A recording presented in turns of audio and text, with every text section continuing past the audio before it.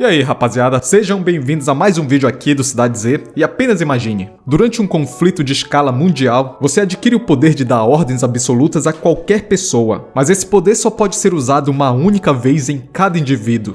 Estamos no recap do anime Code Geass primeira temporada, episódios 1, 2 e 3.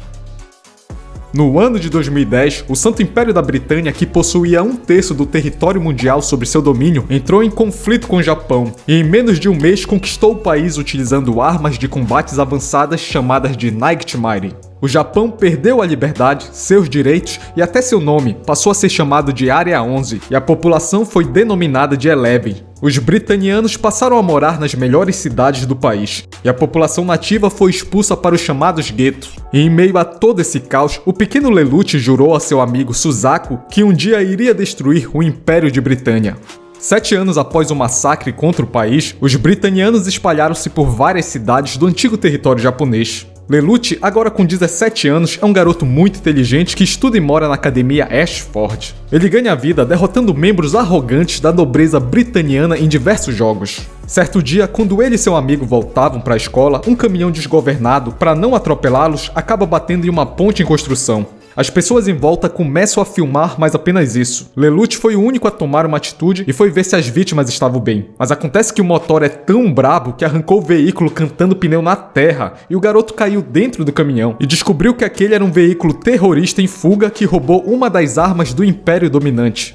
Para atrasar o avanço do exército de Britânia, um dos rebeldes decidiu lutar contra os Nightmares de última geração do Império. E claro que utilizando uma sucata velha dessa não tem como ela ganhar, até porque ela não tem habilidade nenhuma em pilotar essa coisa. O rebelde, motora do caminhão, teve a grande ideia de esconder o veículo em uma das linhas abandonadas do metrô na região dos guetos, onde vivem os Elevens, que são as pessoas que um dia foram conhecidas como japoneses. E o cara tava muito ferido, não garantia nem mais dirigir. E para piorar, olha o tamanho desse buraco. O caminhão foi encontrado por um dos soldados de Britânia, e claro que ele achou que Lelouch fosse um dos terroristas que transportavam a tal arma de gás venenoso. Mas veja bem, qual a probabilidade disso aqui acontecer? Esse cara é Suzaku, o melhor amigo de infância do protagonista. O cara é japonês e serve ao exército inimigo. Desgraçado, né? Mas quando a cápsula abriu, ele deu a sua máscara de proteção contra o gás para o prota. Só que acontece que ali não tinha gás venenoso nenhum, apenas uma loli de cabelo verde. E agora, como é que tu explica pro teu superior que aquele rapaz é apenas um civil azarado que se meteu nisso sem querer?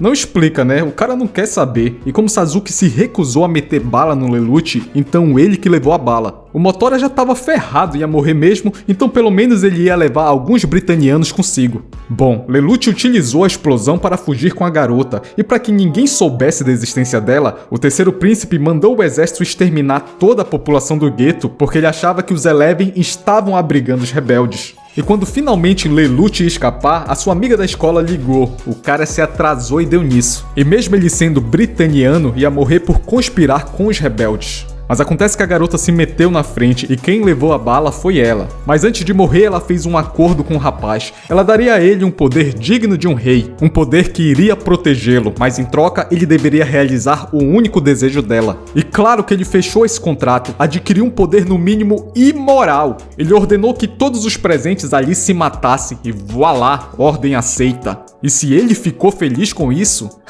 Pra caramba! Só que agora ele não lembra qual a condição do contrato que ele fez com a garota. E estando morta não tem como responder, né?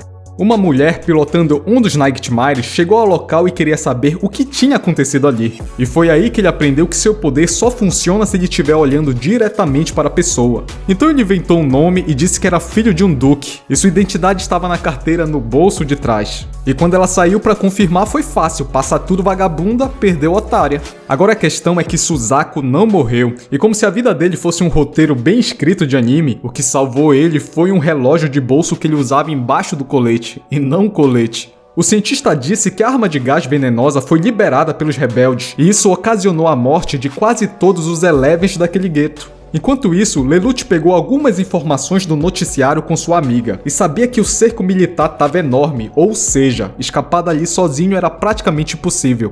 Então, através do rádio do mecha, ele conseguiu ajudar os rebeldes, os posicionando como se fossem peças de xadrez. De início eles ficaram desconfiados porque ele não se apresentou e só os contatava via rádio. Logicamente ele não fala seu nome e muito menos mostra o seu rosto. Mas depois que Lelouch mandou um presentinho para eles, um carregamento de Nightmares, os peões obedeceram todas as ordens do rei. Para cada estratégia utilizada pelo imperador, Lelouch fazia 2, 3 jogadas à frente, até que ele deu o checkmate. Com isso, o Império de Britânia teve que utilizar a sua última carta na manga, a unidade avançada Lancelot, que por sinal era pilotada pelo seu amigo Suzaku. E esse é um robô que se move muito rápido, facilmente derrota várias unidades rebeldes. Também as balas não acertam e para completar o bicho é capoeirista. Por essa jogada aqui, Lelouch não estava esperando. O único Gando estava derrotando todos os rebeldes. Suzaku apenas pensava em encontrar e salvar Lelouch e a garota de cabelo verde, e como nessa confusão ninguém sabia a identidade de ninguém, os dois amigos quase se mataram, ou melhor, o protagonista quase morreu, mas graças a Rebelde ele conseguiu se safar. Foi por pouco, mas Lancelot parou para salvar uma das 11 no meio da batalha. E depois de fugir, ou quer dizer, se retirar estrategicamente, Lelouch conseguiu se infiltrar nas forças inimigas e foi direto para o transporte pessoal do Imperador Clovis. Quando os rebeldes seriam mortos, uma ordem geral foi emitida pelo Imperador, um cessar-fogo absoluto. E é claro, com uma arma apontada na sua cara, ele dança e até rebola. Há quanto tempo, meu irmão? Lelouch V. Britânia, o filho mais velho da Imperatriz Marianne, voltou para mudar tudo. Bom, acontece que a mãe de Lelouch foi morta durante um suposto ataque terrorista, e na ocasião, a sua irmãzinha com quem ele vive agora no Japão ficou cega. A sua mãe possuía um título de honra, mas ela tinha origens plebeia e por isso foi assassinada. Com seu poder, descobriu os nomes daqueles que sabiam quem havia matado a mulher.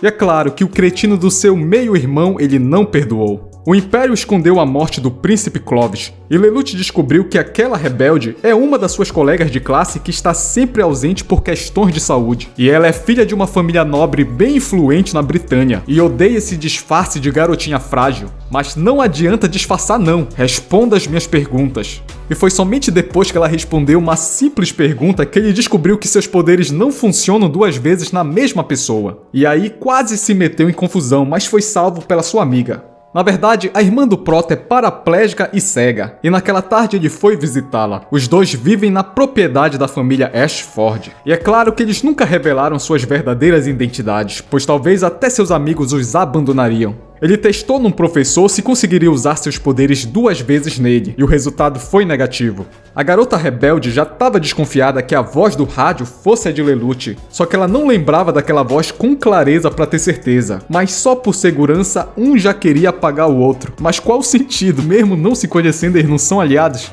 E foi no fim da aula que Lulu pediu para que ela o acompanhasse, só que pra onde eles foram não deu para conversar direito, até porque estavam dando uma festa pra Rebelde que era a mais nova membro do conselho estudantil. E como o pessoal estava muito animado, ela tomou um banho de champanhe, então a conversa continuou lá no banheiro. Mas sabe o que é esquisito? É que ali tinha um telefone e ela conseguiu usar sem morrer enquanto tomava banho. E aqui a questão foi, a voz que ela escutou era a mesma voz que ela ouviu no rádio, então esse na sua frente não podia ser o mesmo cara. Mas o que realmente aconteceu foi que ele controlou uma das empregadas para colocar uma gravação no telefone. E agora que ela já não tinha mais suspeitas, ele avisou que podia ver o corpinho dela. Naquela tarde, saiu a notícia que o príncipe Clovis havia sido morto enquanto lutava contra os terroristas pelo quê? Por paz e justiça. Mas fique calmo que o assassino foi capturado, um ex-membro dos Eleven, o soldado Suzaku Kurugi. E chegamos ao fim de mais um recap. Será que Lulu-chan deixará seu amigo morrer? Cara, eu tenho certeza que não. Então somente não esqueça, esse é o Cidade Z, a gente se vê num próximo vídeo. Valeu, falou, fui!